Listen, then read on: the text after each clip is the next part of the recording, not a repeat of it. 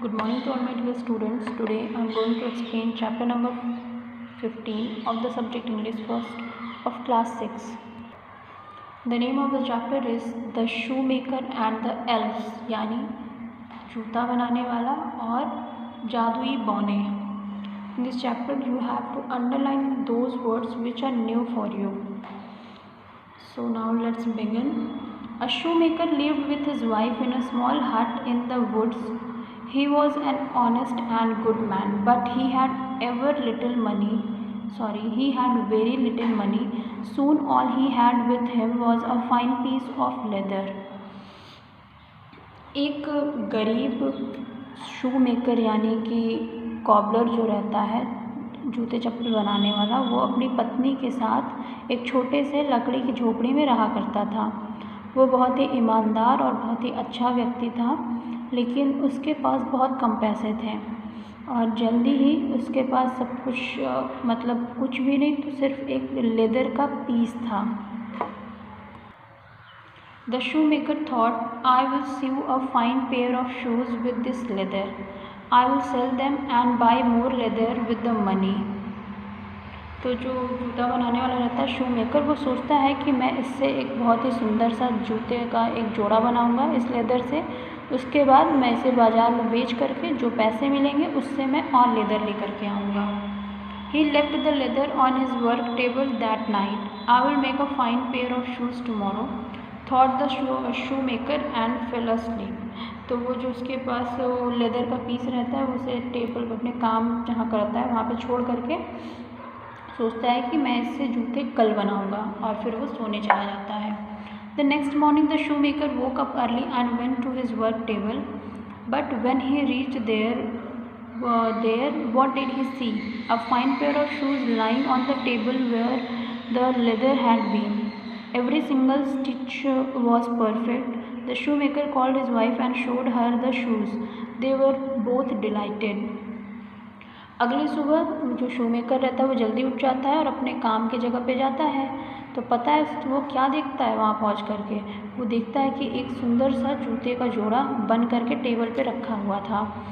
तो अब उसके हर एक सिलाई जो थी वो बिल्कुल परफेक्ट थी.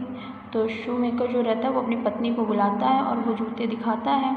वो दोनों बड़े खुश होते हैं. That very day a man came to buy a pair of shoes. He loved the new shoes. He paid a lot of money for them. The shoemaker had enough money to buy leather for 2 pairs of shoes now. तो उसी दिन एक व्यक्ति आता है उसके घर पे वो जूते खरीदने के लिए. वो उस व्यक्ति को ये जूते बड़े पसंद आते हैं और उसके लिए वो ढेर सारे पैसे भी देता है. तो अब शूमेकर के पास पर्याप्त पैसे हो गए थे जिससे कि वो कम से कम 2 जोड़ी जूते के लिए लेदर खरीद सके. That night he placed the leather pieces on his work table. He went to his room and fell asleep. The next morning he went to his work room. This time 2 beautiful pairs of shoes sat on the work table. The shoemaker got a lot of money for them too. तो अब फिर से वो क्या करता है, वो leather लेकर के आता है. रात में उसको अपने काम के जगह पे रख देता है उस लेदर को, फिर सोने चला जाता है. और जब वो सुबह आता है तो देखता है कि उसके टेबल पे 2 सुंदर से जूते रखे हुए हैं. उन्हें देख करके वो बड़ा खुश हो जाता है. फिर से उन्हें बेच करके बहुत से पैसे कमा लेता है shoemaker. Every day the shoemaker would buy more leather and leave it at his work table, and every morning he would find beautiful pairs of shoes in their place. और हर रोज़ ये शूमेकर जो रहता था ऐसा ही करता था. वो ढेर सारे पैसे कमाता था, फिर लेदर लाता था ज़्यादा सा, फिर उसे वर्क टेबल पे रख देता था और अगली सुबह उसे वैसे ही सुंदर जूतों के जोड़े मिल जाते थे. Soon everyone in his village bought shoes from him. The shoemaker and his wife became very rich. They had a bigger cottage now. जल्दी ही क्या होता है, गांव के सभी लोग उससे जूते खरीदने के लिए आते हैं और जल्द ही जो शूमेकर रहता है और उसकी पत्नी बहुत ही अमीर हो जाते हैं और उनके पास एक बड़ा सा बंगला हो जाता है. Someone is really working in the night to help us out. One day the shoemaker told his wife, these shoes have given us so much money. तो अब ये जो शूमेकर रहता है वो सोचता है कि कोई तो है जो हमारे लिए रात भर काम करता है और हमारी मदद करता है. इन शूज़ ने हमें बहुत सारा पैसा दिया है. I went to, that should be not went, it should be want. I want to know what happened to the leather every night. I'm sure someone makes these beautiful shoes. Shouldn't we find out who it is? तो वो कहता है कि इस जूतों ने तो हमें बहुत सारा पैसा दिया है और इसलिए मैं जानना चाहता हूँ कि वो कौन है जो हमारे लिए जूते बनाता है। क्या हमें नहीं पता करना चाहिए? वो अपनी पत्नी से बोलता है ऐसा। The shoemaker's wife agreed. She thought of a plan. She told her husband, "Tonight we will hide behind the curtain and wait and watch." The shoemaker was excited. He would finally find out which kind soul had been making those beautiful shoes. तो उसकी पत्नी जो रहती है वो भी सहमत हो जाती है और उसके पास एक प्लान रहता है। वो अपने पति से कहती है कि हम आज इस पर्दे के पीछे छिप जाएंगे और देखेंगे कि कौन वो पवित्र आत्मा है जो हमारी मदद करता है और इतने सुंदर जूते बनाता है। That night the shoemaker kept the leather on his table. Then he hid behind a curtain with his wife. Together they wanted to see what happens to the leather every night. तो उस रात वो लोग leather इस table पे रख करके पर्दे के पीछे दोनों छिप जाते हैं और दोनों साथ में देखना चाहते थे कि वास्तव में रात में इन लेदर्स के साथ होता क्या है। At the stroke of midnight, two little elves jumped in through the window. They were teeny little creatures dressed in rage with no shoes on. They danced and skipped around the room for a while. उस रात जैसे आधी रात होती है, खिड़की से दो जादुई बौने अंदर घुस आते हैं और वो बहुत ही छोटे छोटे प्राणी थे और फटे चिटे कपड़े पहने हुए थे और उनके पैरों में जूते भी नहीं थे। वो पहले तो कमरे में घुस कर के उछल कूद करते हैं। After that they sat at the table and turned the leather into beautiful shoes. The shoemaker and his wife were amazed. और उसके बाद वो क्या करते हैं, उछलने कूदने के बाद, मस्ती करने के बाद वो टेबल पे बैठते हैं और फिर उन लेदर को सुंदर जूतों में बदल देते हैं। ये देख करके दोनों जो शूमेकर और उसकी वाइफ जो है वो आश्चर्यचकित रह जाते हैं। Their needles were working so fast they flew back and forth at the leather. Their hammer went tap tap tap tap. यानी उसके जो उनकी जो सुई थी वो बहुत तेज़ चल रही थी और लेदर जो है वो जल्दी से जूते में बदल रहा था। उनके हथौड़े टैप टैप करके बहुत तेज़ चल रहे थे। Within no time the shoes were ready. The elves finished making all the shoes and went away through the window dancing merrily. The shoemaker and his wife went back to sleep. और कुछ ही पल में उनके जूते जो रहते हैं वो सब तैयार हो जाते हैं और एल्फ्स जो है अपने काम जूते बनाने का काम ख़त्म करके वो खिड़की से नाचते गाते बाहर निकल जाते हैं और शूमेकर और उसकी वाइफ सोने चले जाते हैं। The next morning the shoemaker told his wife, "These little elves have made such wonderful shoes for us, and yet they run around in rage. We must do something to thank them. Let us make some new clothes and shoe for them." The wife agreed.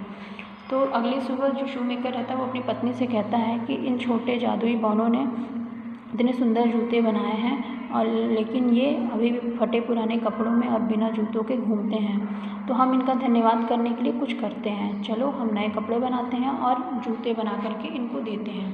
तो उसकी wife जो रहती है वो भी agree हो जाती है। They made some beautiful clothes and shoes for the elves. That night they placed them on the table.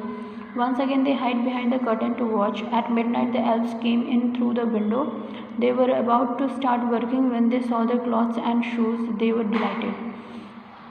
फिर वो जो उसकी पत्नी और जो शूमेकर रहता है वो सुंदर से कपड़े बनाते हैं, उसके लिए जूते बनाते हैं उन एल्व्स के लिए और रात में टेबल पे रख देते हैं। एक बार फिर से वो बौने आते हैं और ये जो दोनों रहते हैं शूमेकर और उसकी वाइफ वो पर्दे के पीछे फिर से छिप जाते हैं।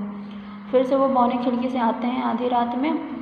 उसके बाद वो जैसे ही अपना काम शुरू करने वाले होते हैं तभी वो कपड़े और जूते देख करके बड़े खुश हो जाते हैं।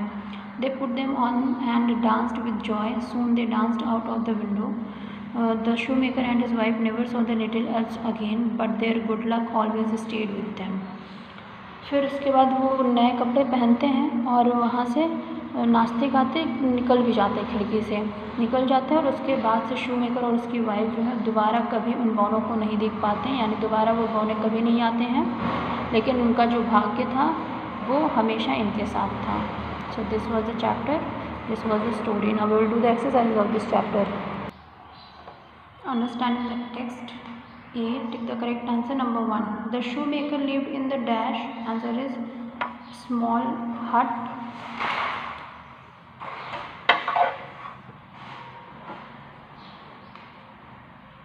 The shoemaker had a piece of leather.